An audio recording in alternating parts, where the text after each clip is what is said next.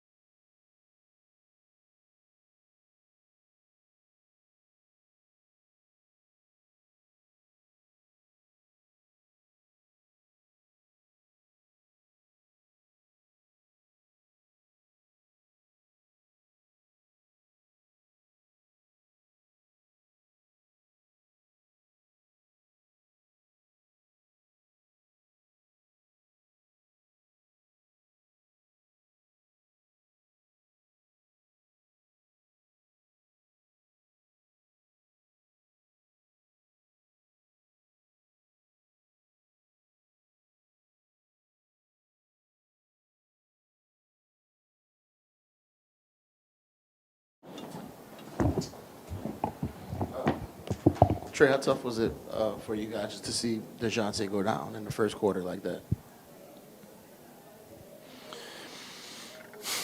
Hurt a lot. I can't lie to you. Yeah,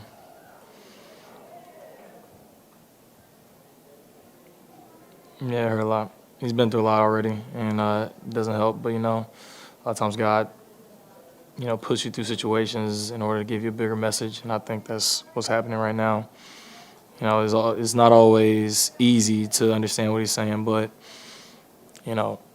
there's always a reason, and I think there's a reason greater than yourself. Have y'all been able to talk to him yet tonight? Yeah. I guess what in general terms, what was kind of the words y'all shared with him? Just love him, praying for him, all that stuff. And after you see something like that happen so early in the game, what does it take to kind of gather your emotions and come up with the fight that y'all did? It's just when you lose yourself into the game and just at the end of the day, this is a game that you love. And a lot of times you use this game to escape a lot of different stuff. And it's like therapy. So you just go out there and just, go back into those times when you were in a practice gym late at night after whatever has happened to you in college or even high school, and you just lose yourself into the basketball.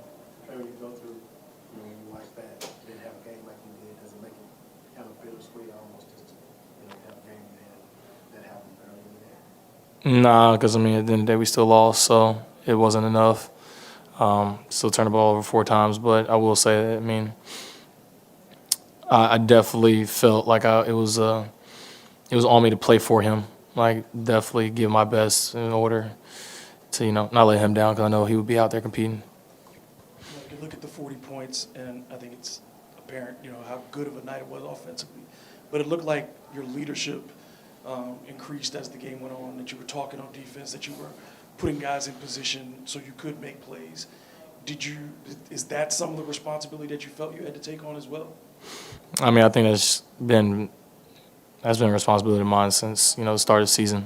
I've always been a vocal person, and, I've tried to, be more vocal, have my voice be heard, because at the end of the day, I know where I want to go. I know the steps I want to take, and in order for that, I got to be a leader as well. And, this is part of the maturation process. The Celtics in particular, the 2 games that you've had against them have been 2 of your best this season. What is it about them? Is it the way that they play you? Is it the people who are playing you that you just see the options and the opportunities to play well offensively? I don't think it has anything to do with the Celtics, in all honesty. I think it's more so just, we were getting good looks. I was being aggressive. Shots were falling. Obviously, I like playing against the best teams. That's just what you play in the NBA for. So, that's really all it boils down to for me. And obviously, we've seen you have 40-point games before, but how different was the feel of this one, just the way you went about doing it? Not necessarily, making, 10 threes like you've done before, but kind of doing it in a variety of ways. Like I said, in all honesty, I was just losing myself into the game. It wasn't even like I wasn't really even thinking out there. It was just hooping. It's just simple as that. Guys found me. Coach drew up plays, all that stuff, and it was just me losing myself to the game. I know I've said that a lot, but that's really what it was. And Trey, you mentioned after you saw DeJounte go down, you thought about, you tried to play for him the rest of the game. Was there any kind of rallying cry, like in a huddle? Did you guys talk amongst yourselves during the game after he went down? Let's win this one for him, something along those lines? Yeah, we definitely had a team word after it happened. Thanks, Trey. Appreciate it.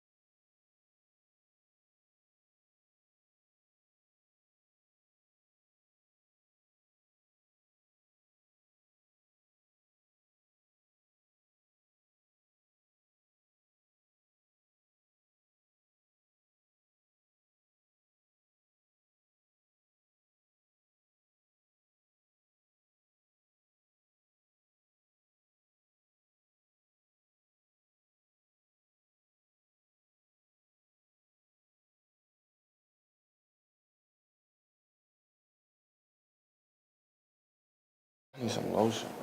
You got lotion? You're fine. Let them be. Y'all want to stay over here or y'all want to stay with mommy? Mom. All right. What are you doing, Brookie? What? Come on. All right. Ready?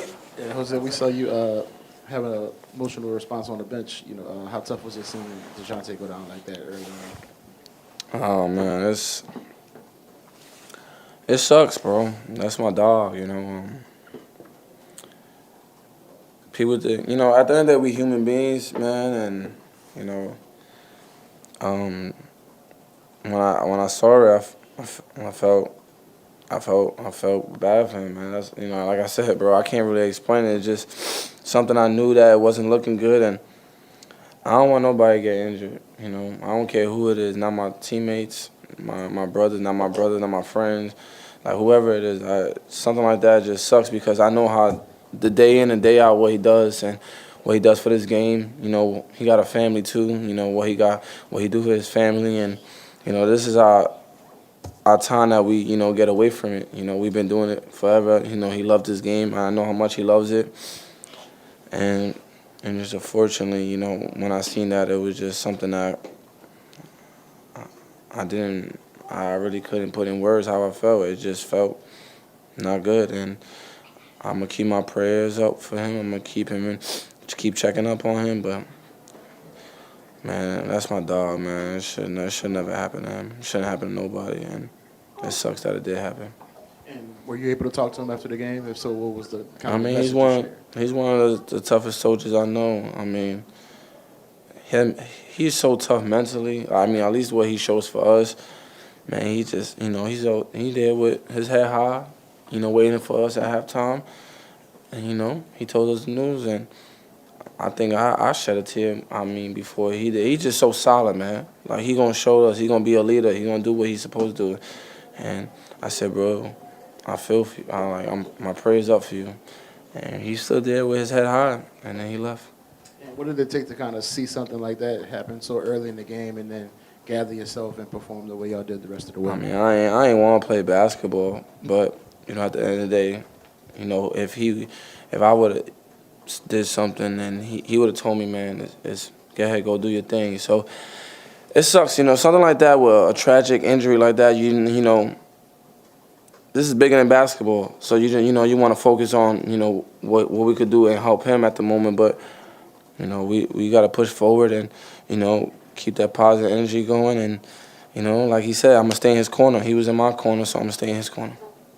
You go down yourself, you're holding your ankle.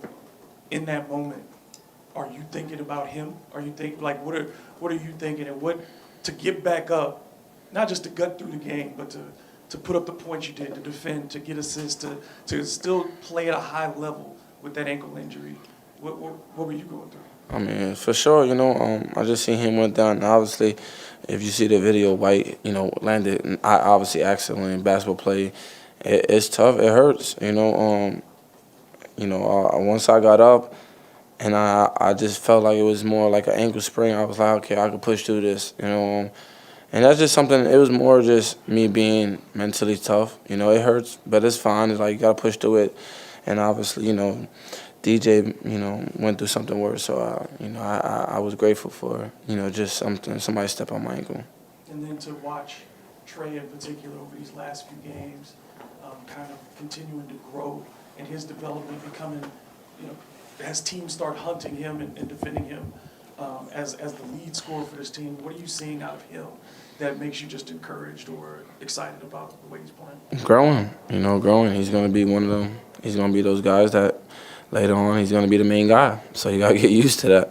And, you know, he just got to get used to how he always, today was his night, but being open up and being a star, it's not new. I mean, I said it before, I think next year he'd be an all-star if he continues growing and improving in the way he's going. And, you know, and everybody see it, you know. Obviously the season ain't going where we going, and no matter what, our message is, you know, get something out of the season. Keep getting something out of the season, and that's what he's doing. He's getting better. Jose, Trey talked to us about not only wanting to play for DeJounte the rest of the game after the injury, but also wants to like fill the void now that's kind of left behind, right? Leadership, everything that he brings. Have you thought about any of that too? You're gonna now step up, and what do you need to do? Yeah, I mean, we have to, you know. We gotta go out there for him, you know. That's our motive now, you know. If anything, that's the motive, you know. We gotta go out there, and if we're gonna lose a game, we better lose a game like this. We better not lose a game, nobody punking us, because that's something he never wanted, you know. And, you know, he's gonna be there. You know, obviously, this is so sad, and the day sucks, you know. But that kid, he gonna be there. He's gonna grow. He's gonna be in our ear, and he's gonna get better. He'll be back. And I believe if out of anybody, he'll be back. Hey, Jose, it's been a season full of injuries. Like, how much does this kind of take a toll on you to see this many injuries, and how do you kind of process it? It fucking sucks, man. Like, dog, like, how many? We went through so much injuries. Like, I ain't never seen this in high school, college. I ain't never seen this, and it's sad. Unfortunately, it's us, right? I mean, that's what I gotta say. It just sucks, bro. Like, I don't know, bro. That shit's ass. And we saw it tonight, you know, after DJ went down. But, you know, going forward, you know, they're obviously going to need you to step up more as that point guard, more as that leader on offense. You know, how much do you kind of think about that? What's it going to, you know, require from you now, you know, without DJ's presence there? I mean, I'm ready. I think I know I always stay ready. I've been ready, and man, I went through this in the beginning of the season, right? So just keep on and improving and get better, you know. I mean, I don't know what to say. I wish it wasn't like this because obviously I'm getting an opportunity, but man, it sucks though because this is the situation. You good? Thank you. Appreciate it.